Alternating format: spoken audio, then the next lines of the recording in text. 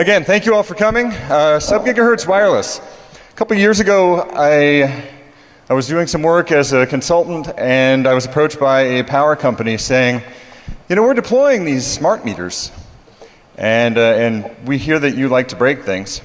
We'd like them broken, and they paid a good amount of money to invest in a lot of things, including standards on how to do secure computing, and yeah, I know, boring, but it paid the bills, and they got me lots of gear, and they paid me to poke at it and have fun. So I figured the standards work was kind of the crap of the job, and I got a whole bunch out of it. One of the things that I ran into, in fact, that's one of the things that got Mr. Cutaway here and I to work together some. Who here went to his Eye of the Meter talk at Black Hat or DEF CON? Have you given it yet? Not yet. Not yet? How about at Black Hat? Anybody see that? Sweet. Very good. Saturday at noon. Oh, Saturday, what? Or Sunday at noon, excuse me. Yeah. Get your time machines, or if you don't have one, you do have time to build one if you head over to the hardware hacking workshop. But yeah, Sunday at noon, he's given the talk again here about using optical ports to break into meters. Today, hi. We'll talk more about the wireless side. One of the most annoying parts about attacking a power meter, or coming up with actually a plan of attack, because there was no such thing 3 years ago.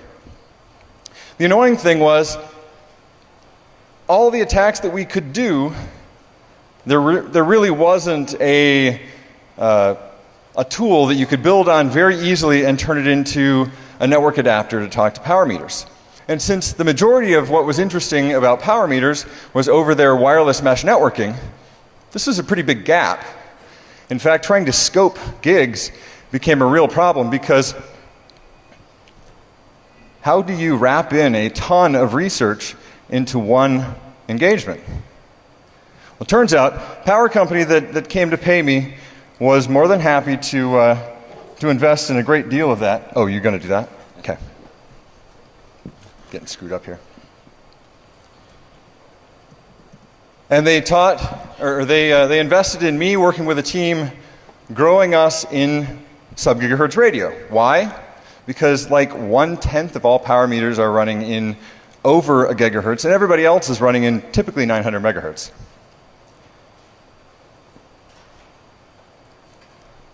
So what the heck is this sub-gigahertz thing? Many of you know that the FCC, and actually outside of them globally, the International ITU, have put down regulations on frequency. This is so that your cell phone, for example, doesn't get cut out by somebody's hair dryer, and an overpowered CB doesn't tend to break into your television. They realize that broadcasting into the air is kind of a freedom, a rights, a liberties issue, right? I have the right to transmit, but rights have to end when they stomp on somebody else's rights, right? Unless they're mine, of course, because no, sorry, just kidding. So the FCC has regulated many of the frequency bands that we use in the United States, and probably will as we discover new bands and probably move into quarks and other really cool things that we don't know much about yet. And they have designated several bands ISM. Who can tell me what ISM is? Just shout it out. Industrial, scientific, medical. I love that it's like a round.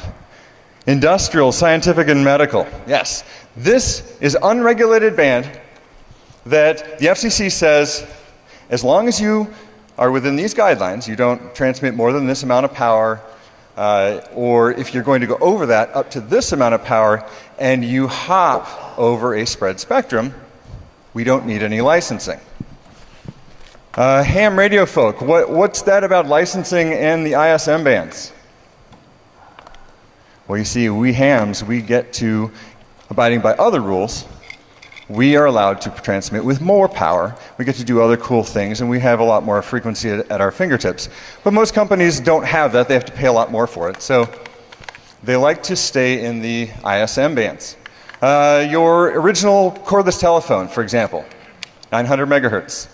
Then they bumped into one of the upper ISM bands, the 2.4 gigahertz range, and your microwave started, or your cell phone and your Wi-Fi access point and your cordless phone were all competing for band, and then the microwave took them all out. So what else is using ISM? We have insulin pumps and other medical devices, and trust me, not everybody who wears them is that good looking. We have the little CB replacements, you know, the ones that we use.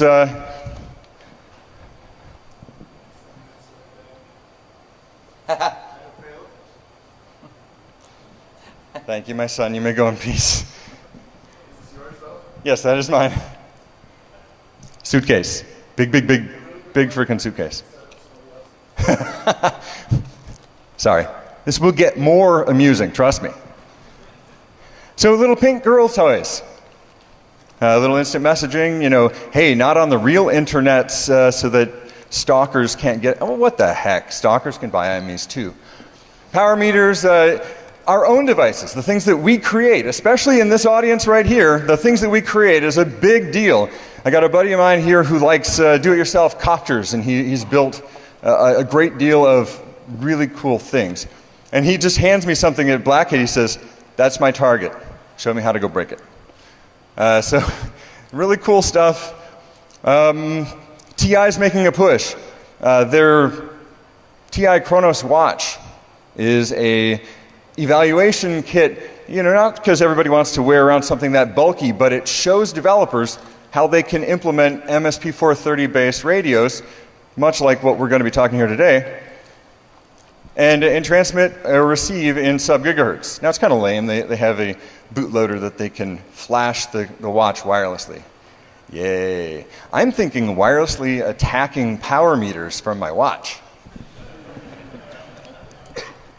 Which firmware do you flash that in? What's that? Which firmware for that? Don't bother. It should be going. Is it number 2? No, I don't have any firmware on. Oh. Which one? IME game 1. Okay, thank you. Very cool. Although we didn't push it. Go on. All right. So how do we play with it? I mean, it's really cool to talk about things, but unless I can twiddle with it, I don't really find it that interesting. I'm that kind of a learner. Well, in the early stages of my research into sub-gigahertz talking, I thought it would be really easy. And my crew and I were sitting down with the little pink toys saying, how do we make that break into a meter? And it set us down a road, which ended up with me, actually, cutaway here, showing up with this stupid little green thing instead of a really cool pink thing. And the stupid little green thing had these pins sticking out of it. It looked like something out of Frankenstein's wireless show. And turns out, it's a Chipcon 1111 microcontroller, radio, and USB controller all wrapped up into one. After about 2 months of banging our head up against pink stuff, I just started writing a library. I'm thinking, yeah, I can do that. I've written emulators, I've written disassemblers, blah, blah, blah. No big deal. Let's just follow the spec and you know, read the documentation. And it was a great learning experience. It was amazing, actually. I still have my head shaking and it's distracting. But it was not easy. The documentation covered the semantics of how the thing did its task and expected me to know everything there is to know about USB, and I knew nothing at the time. So that begat the CC1111 USB project, probably up on Google Code still, that basically allows the computer to talk to this microcontroller, and that's about it. I mean, it's just poke memory here, read or peek memory there, whatever. It was a good base. And I started adding some more functionality into it, and I came up with what I affectionately call RFCat. RFCat supports the little ugly, beautiful thing up there in the corner, the green one. That is a Chipcon 1111 evaluation module.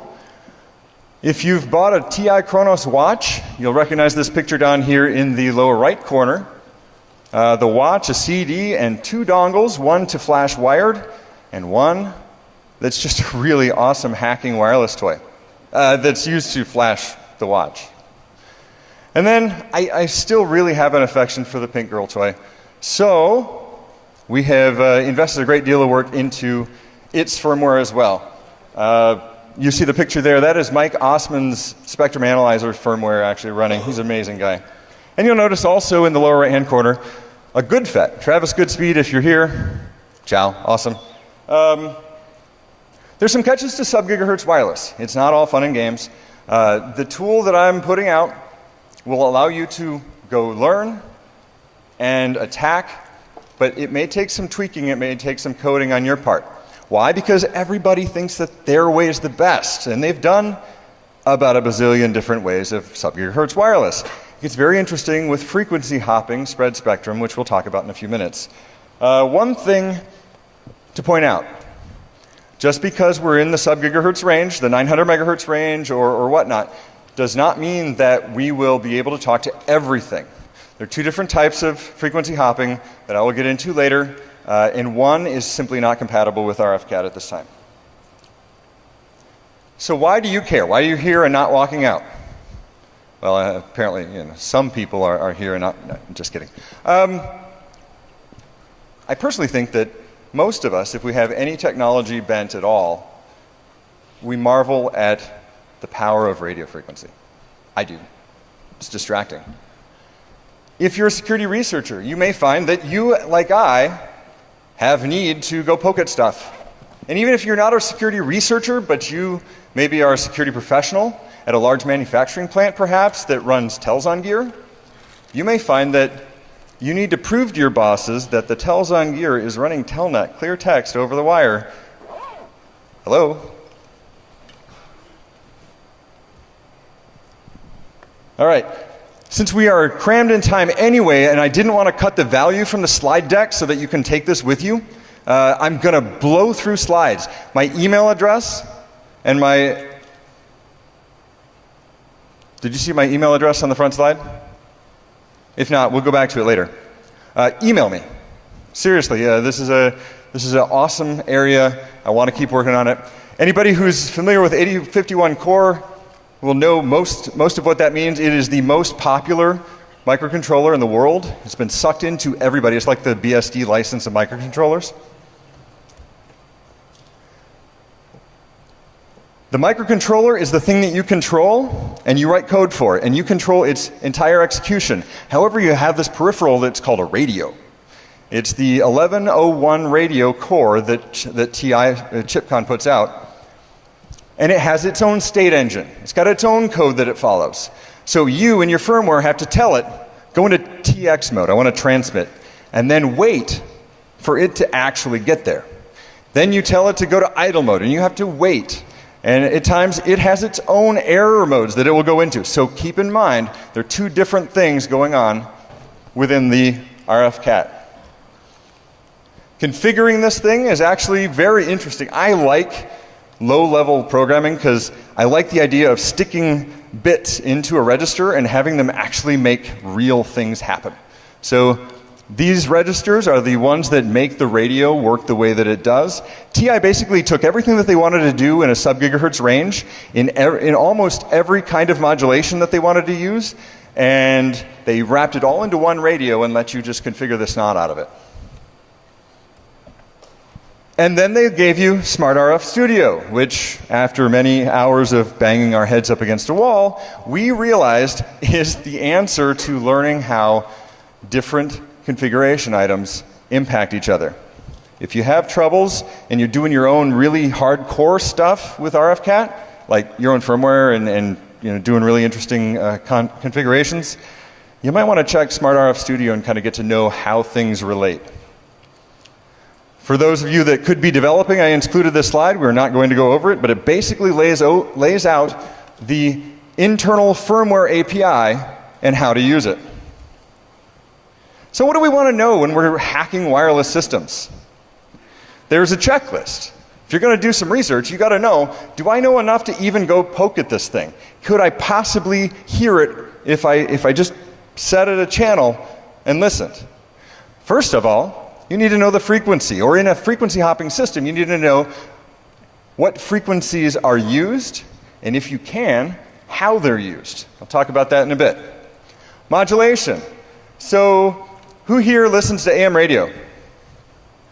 Besides the hams, who here listens to, yeah, like 90 hands go down. You remember AM radio? You remember going to a drive? No, you guys wouldn't remember a drive-in. At a drive-in, it was really cool because you used to have this thing you set out the window. I mean, I was like 5 years old. And you roll down the window, you set this thing there, and it'd speak into your left ear. It was kind of annoying. And then they got cool. They did AM radio broadcasts, and you could hear the movie in AM radio until, like, whatever distortion might happen to hit, and you hear, hello, Batman. AM radio is represented today in wireless hacking. FM radio is represented today in wireless hacking. You may not have heard of it. It's called amplitude shift key and frequency shift key. See, they threw on that SK there so that you didn't think, hey, my radio, cool, let's tune into, let's whatever, radio station. Intermediate frequency. Anybody heard of super heterodyning or heterodyning and super heterodyne radios? Yeah, hams, you can show it. All right. This is the idea of slingshotting a frequency from its original up to a target. So let's say that you have a radio that you want to deal with in your, it's a low frequency radio signal. This is very common because the components that operate at low frequencies are cheap and they're accurate. And then using heterodyning, which means mixing in a different frequency and getting the difference on both sides as transmit or actually receive works the same way, and then filtering out the signal that we don't want, we're able to actually just move the frequency to where we want. We'll talk more about that later. Intermediate frequency can impact the quality of your radio signal. Baud rate. We'll talk about baud rate in a minute. Channel width, spacing and hopping, what kind of bandwidth filter you need. These are things that are just really all about radio. And if you don't like radio, well, you might not want to be on the talk, but I think you probably do. Sync words. Typically to block out noise, radios will look for a specific byte pattern or bit pattern, and when it sees this bit pattern, it says, all right, this is the start of frame delimiter. It's right here, and then anything we receive after that is actually an RF frame. What kind of length goes into this? We'll talk about this in a minute. CRC, data whitening, other encoding mechanisms, things that allow us to reduce error and reduce the number of things that we see that we don't want. Many frequencies are interesting, but these are the most at this time.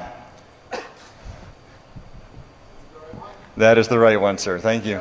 Everybody give Paul Melson a hand. Thank you. Or do you go by Duncan?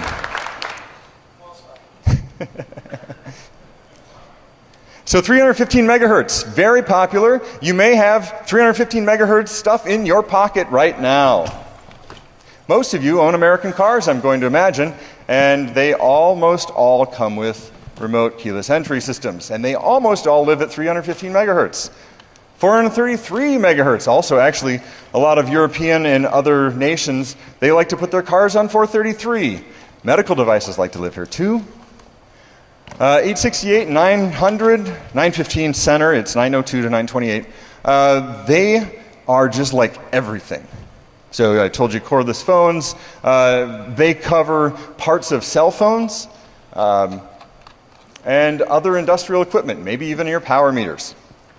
2.4 gigahertz. Yeah, you guys have never used that. And 5.8. Little example of modulations here. I cover the three main sections that the the ChipCon 1111 supports. FSK, remember, that's FM radio, only in a digital world. There's ASK, AM radio of the digital world. And MSK, a minimum shift key. It's something that allows for much higher bandwidth, or much higher speed. So look at the top picture, you'll see frequency shift key. You notice in the time domain, the waves are really fast and then they slow down, they get really fast and they slow down. That is called a deviation from the frequency. And that deviation is used to figure out when you have bits, 0 or 1. Your ask, and also another well-known one that's used for everything, called ook. It's a special form of ask. So why don't you ask me a question? What's ook? What's ook? On-off keying. Yes. So amplitude shift key, as you can see in the picture, has high power fluctuations of waves, and then lower power, and then high power and lower power, which is why it's more susceptible to distortion, because the power tends to fluctuate anyway by, a passing wave of solar activity or whatever. On-off keying is basically, if there's wave, it's in a 1 or a 0, and if it's not, then it's the opposite. Now, minimal shift key, if you look at this bottom thing, you'll notice that you really can't tell that there's any modulation going on, and that's because it is so fine that it actually is hard to tell. But if you count the loops, you'll actually see that it shifts by half of a hertz in that picture between the different sections. And GSM actually uses MSK. Intermediate frequency, we mix a local oscillator with our radio transmitter. And if we have for example here, power meter system has a 900 megahertz a sub-gigahertz radio, actually very similar to what I have. They're operating in the 900 megahertz range by spec. They operate the radio at 400 megahertz, and they've got a local oscillator they're mixing in at 1.3 gigahertz. Do the math. Plus or minus 400 megahertz from 1.3? Yell it out when you got it. 900 megahertz and 1.7. So they throw a filter so that 1.7 doesn't actually go anywhere, and they've got their 900 megahertz. Now, they said that this was for modularity and the ability to change. I think they were just being a pain.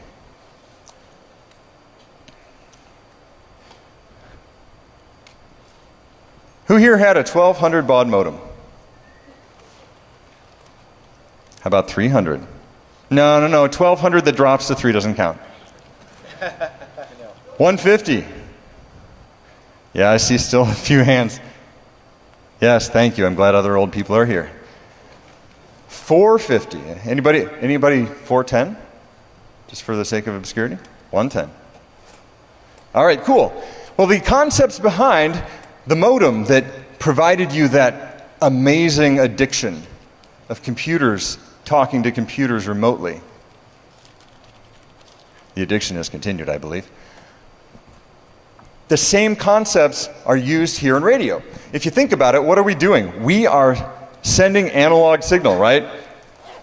How do we send bits that are digital over analog signal? We modulate it. How do we get the bits off? You demodulate it. Modem. In my research, I've seen a lot of 2400, 19.2, 38.4, and 250,000 baud, among a few others. I ran into a couple that I won't mention, but there's some really weird ones out there. Make no mistake, I am working hard to make RFCAT the one tool that you need to attack things. But in reality, I use a FunCube dongle for some of the research that I use, and other software-defined radios that allow me to look at and measure the distance between things so that I can tell modulation and baud rate. Channel width.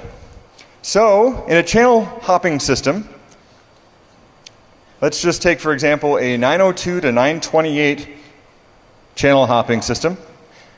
We break up the frequency range into different channels, and we give them specific amounts of space. A, because a strong signal is going to actually take up more than just that frequency that you're on.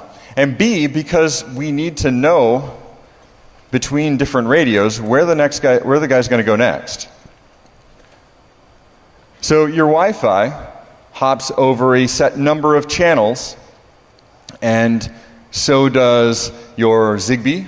In fact, Zigbee and Wi-Fi live in the same frequency range, at least for 2.4.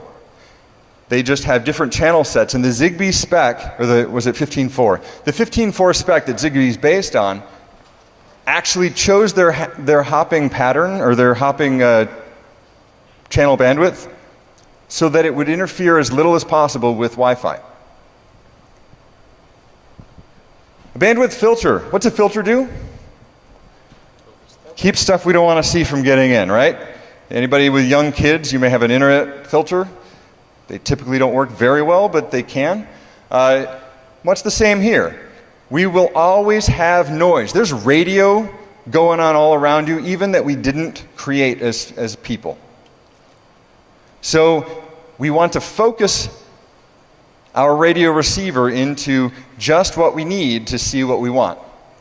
If we open it up too far, we have too wide a bandwidth filter, we get too much noise, or a lot of noise anyway, and the higher layers of our programming have to deal with that. If we get too small, then we start clipping and we don't actually get the data as we want. We start getting bit errors.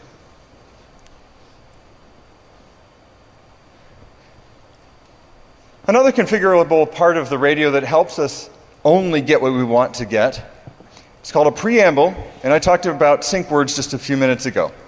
A preamble is defined as a logical bit 1 and a logical bit 0 in succession over and over and over and over and over and over again at a particular baud rate that your modem will understand. The packet subsystem of the radio will look for this preamble, and after a particular preamble quality threshold, in other words, a certain number of ones and zeros in succession, then it says, okay, I'm going to look for a sync word. Because if there's just a couple, then that doesn't necessarily mean that we've got radio.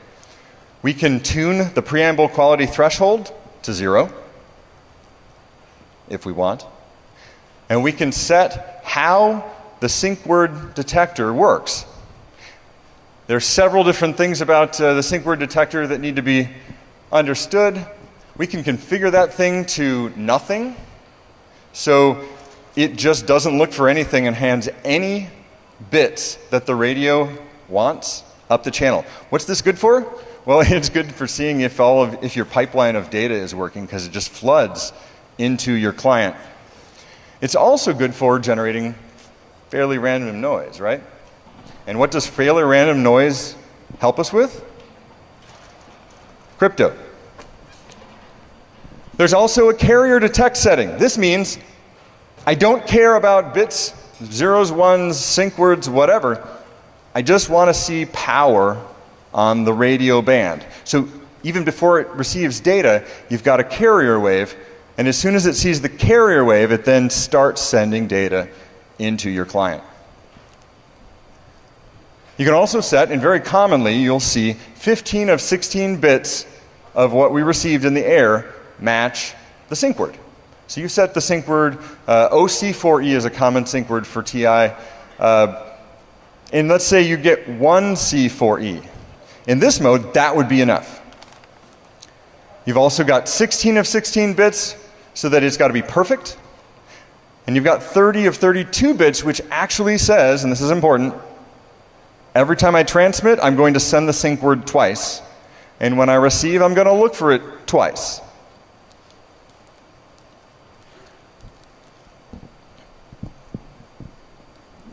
You'll notice at the bottom of these slides there are registers, and these are the registers that control these things.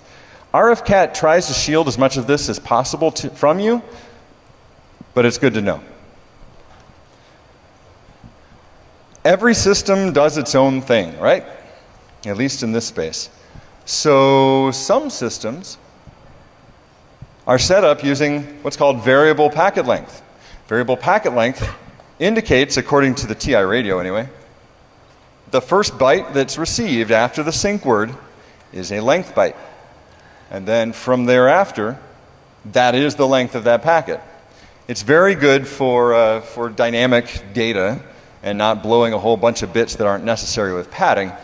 It can be kind of arbitrary and not necessarily supported by every radio, but it's a good option to have. Fixed length packets are far more common, and when you're doing attacks and finding out what a system's actually doing, you're probably going to actually just want to use fixed length packets and set it to something low but large enough that you can identify. That looks kind of consistent with the packet that I just saw before it. It's about spreading a wide net and then narrowing down as we can determine different aspects of the radio talking.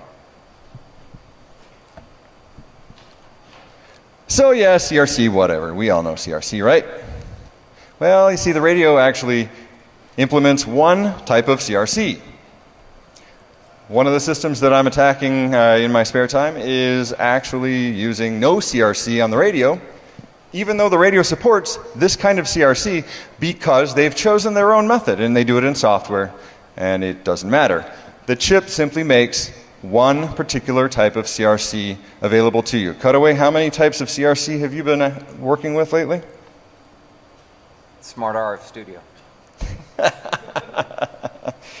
Now, we had a conversation a couple months ago, and he was working with a library that had like 16 different types of CRC with different bit sizes and iterations and starting points. Data whitening, otherwise known as the 9 bits of pain for us attackers. Why?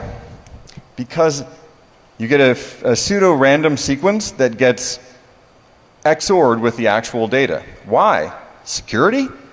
No. Truth be told, the ideal bit pattern to go over radio is random bits, because a long set of 0 bits can introduce timing errors. So every radio, every computer that's owned, the clocks are all perfectly synced, right? And they all keep track of time at the exact same time. Heck no. There's interference, there's batteries that are dying, there's actually, did you know that on your PC, if you run it extra hard at 100% CPU, your clock will slow down? No, that is not a good way to push the hands of time back. So data whitening allows us to XOR with a pseudo-random pattern the data, which makes it pretty cool over the air and pretty easy to identify bit errors. But it makes it kind of a pain for us, because we were hoping to see that C12 packet going across the air, and instead we got some garbage and have to dig in and do more reverse engineering. There are various encodings that also help with bit error rates. The Manchester encoding is actually a very powerful one that says that between any 2 bits, be they 1 or 0, there will be, I'm sorry, let me back up. In the time frame of any bit, there will be a transition. So if you have a 0, the transition will, follow each spec, and as you can tell, there are a couple different specs listed up there. In the top one, there's Manchester encoding according to, I should look at my own instead of yours. According to GE. And then there on the bottom, in the opposite fashion, who knows why, patents probably, the exact opposite, which is put out by some hack known as IEEE 802.3. The idea being, though, you've got a consistent transition that provides its own clock, and synchronization problems go away a lot easier with Manchester than any other. Forward error correction. There are a couple different types of this, but the idea is you take the raw data, you take parts of the data, and you do manipulation calculation on them and add bytes that at the other end, bits can be verified, and some bits, a certain number of bits can actually be recovered from. Very similar to what goes on in ECC for your memory and other things like that. The convolutional form of this is supported by the chip for RFCAT. I've seen some Reed-Solomon forward error correction, but I've seen that in firmware because it's not supported by a lot of chips. The ChipCon 1111 also provides you a built-in ASIC AES encryption, AES 128. It's good enough for a low-power device. And I just kind of like looking at the AES crib sheet there. It makes so much sense. Wouldn't want that one during a test. 20 minutes. All right, thank you. I wanted to give you an example of what it looks like to look at TI documentation for a register. You'll notice this one is for modem configuration 2. And they've got several bits set off for each field. So the top one is the DC filter, and it turns off or on. Modulation is set in bits 4 through 6. And you simply OR the register with the bits you want in there, and it with the and it with the ones that you didn't want, and you get a number that matches what you actually are after. I'll leave this to your enjoyment later. So how do we figure this out?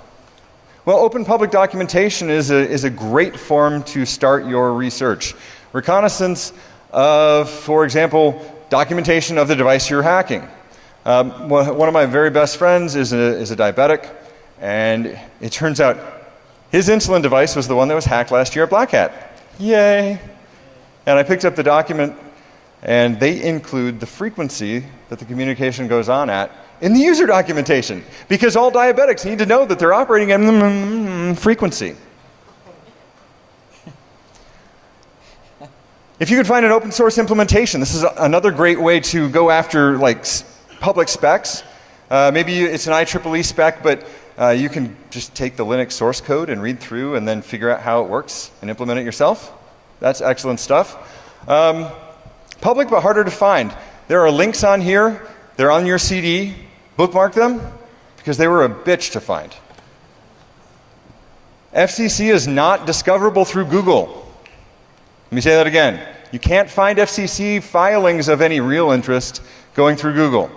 You need to go to that website, transition.fcc.gov. In fact, I think it might have changed, but this points to it, so check it out tomorrow. It's no longer transition. Patents. Some of the most amazing frequency hopping systems that I have been reading about have been read about through patents, because everyone thinks that theirs is the best way. And even if they don't, who knows, sucky stuff has happened and gone public. Ethernet, for example. Token ring was way better, theoretically. Ethernet was cheap and easy. Oh well, we know who won. I read a French patent on how to talk to 1 meter. It was in English. And I've found several other meter type patents there for your enjoyment. Reversing hardware, it gets a little bit more intense, and it's not as frequent that it's easy. Like finding a patent, it's either there or it's not. Hardware reversing, you stick in a lot of time and hope that it works out. If the radio is different than the microcontroller driving it, this is a good thing. Tap the lines, figure out what data is going back and forth, configuration or otherwise, and do your own analysis. Hopping pattern analysis. This is a long topic I won't be going into today. Trial and error. Well, for radio frequency parameters, trial and error is pretty good, actually. If you've got some insight into the spectrum, if you've got a good spectrum analyzer, for example, which I wrapped into RFCAT as of Saturday last. MAC layer. Understanding the MAC layer and the network layer of any device, if it's not TCP and Ethernet, you might have to do some digging, looking for, talking to the vendor, see what specs they fulfill. Everybody wants to say how standard they are, so hey, they might help. A little intro to FHSS. The FCC said if you want to transmit over a certain power, then you need to spread out your signal and only spend a certain fraction of time on any one given channel over a 20-second period. This has helped a lot of systems be more resilient to noise, and it's been a real fun one for RFCAT folk like myself. the humor behind RFCAT is that it all got started while I was at Distributech a few years back. And I'm talking to a vendor just trying to see how they are feeling about their security stance, and they're like, our frequency hopping spread spectrum is too fast for hackers to hack. And he was trying to sell to me. He didn't even know who I was. Whatever. Oh my word. So this is how I got the passion and the fire under my butt to get to where this is.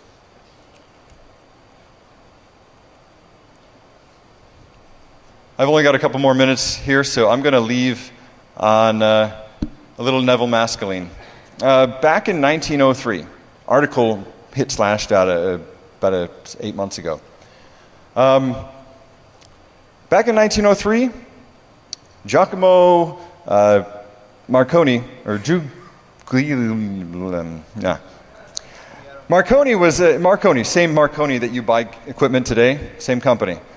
He was about to give a demonstration on how he could transmit wireless signal from one location to another over a great distance of several miles using a channelized radio signal that was virtually private. You had to be able to tune your radio specifically just right to be able to transmit and receive this signal, making it a virtual private network. About 5 minutes before the demonstration was about to begin, I mean, peers all over in the industry, they were just in an audience just like this, and Marconi's assistant was sitting there getting the gear all ready, and suddenly, 5 minutes early, they start hearing Morse code tapping. Somebody in the audience who's very good at Morse code started listening and chuckling because the Morse code coming across was mocking Marconi. Because Marconi was an idiot. He made tons of money. Let that be a lesson to you. You don't have to be smart to make money. You just need to, something. So Neville Mascaline, a couple days later, came forward and said, yeah, I did it. Now, a little bit about Neville. He was in the circus family. And in the circus, he had learned radio tricks because of their entertainment value. You get the tricks where you're able to wirelessly communicate to somebody on stage about who is what, or things of that nature. So he was one of the original hackers of wireless systems. So he said, yeah, sure, I did it. You're a fool. You don't have any virtual private network. I just broadcast a powerful signal and took over your current arrangement. And his response, epic. I will not demonstrate to any man who throws doubt upon the system. And on that note, I will leave you with this thought. It is our responsibility to validate the security of the systems that we rely upon. Your best friend may be the first death by medical device attack. Thank you.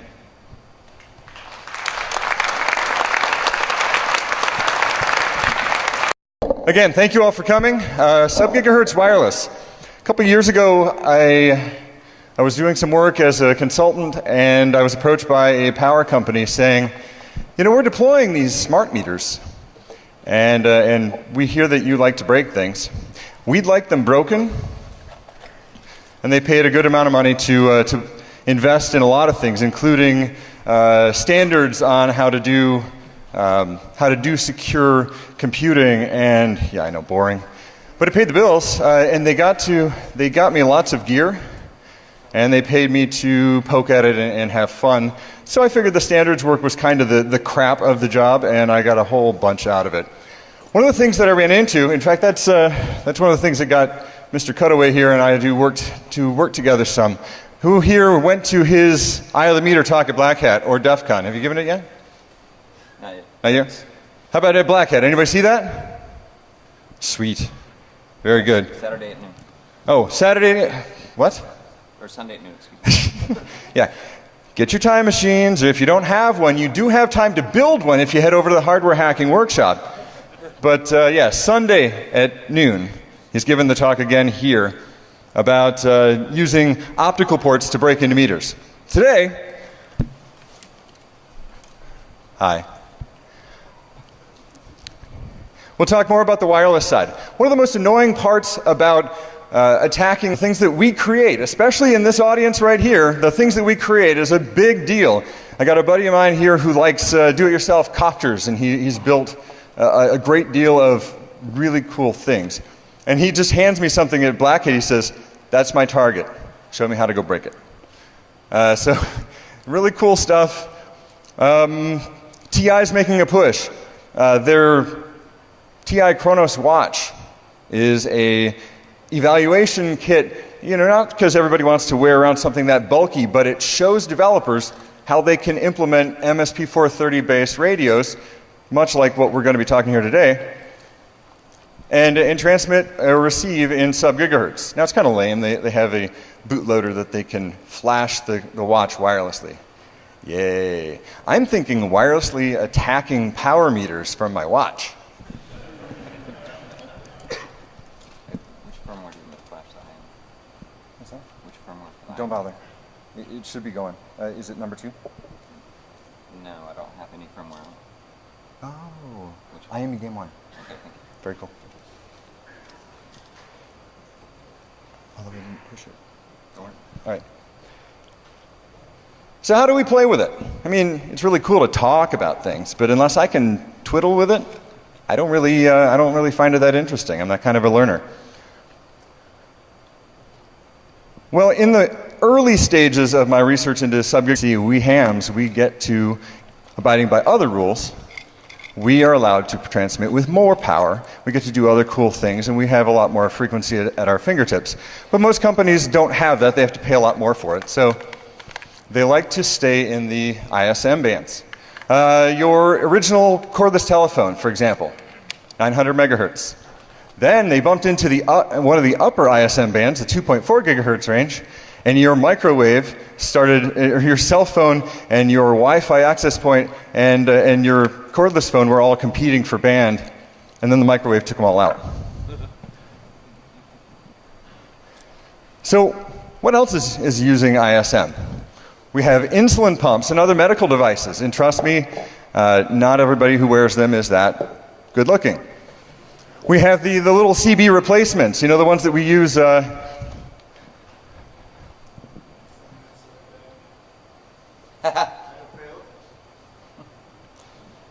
Thank you, my son. You may go in peace. Is this yours, though? Yes, that is mine. Suitcase. Big freaking suitcase. Sorry. This will get more amusing, trust me. So little pink girl toys. Little instant messaging, hey, not on the real internet so that stalkers can't get, oh, what the heck? Stalkers can buy IMEs too. Power meters, our own devices, a power meter, or coming up with actually a plan of attack, because there was no such thing 3 years ago. The annoying thing was, all the attacks that we could do, there really wasn't a tool that you could build on very easily and turn it into a network adapter to talk to power meters. And since the majority of what was interesting about power meters was over their wireless mesh networking, this was a pretty big gap. In fact, trying to scope gigs became a real problem, because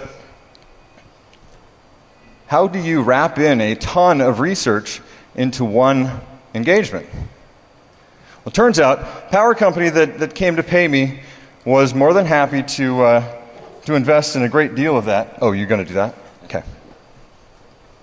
Getting screwed up here. And they they invested in me working with a team, growing us in sub-gigahertz radio. Why? Because like 1/10 of all power meters are running in over a gigahertz, and everybody else is running in typically 900 megahertz.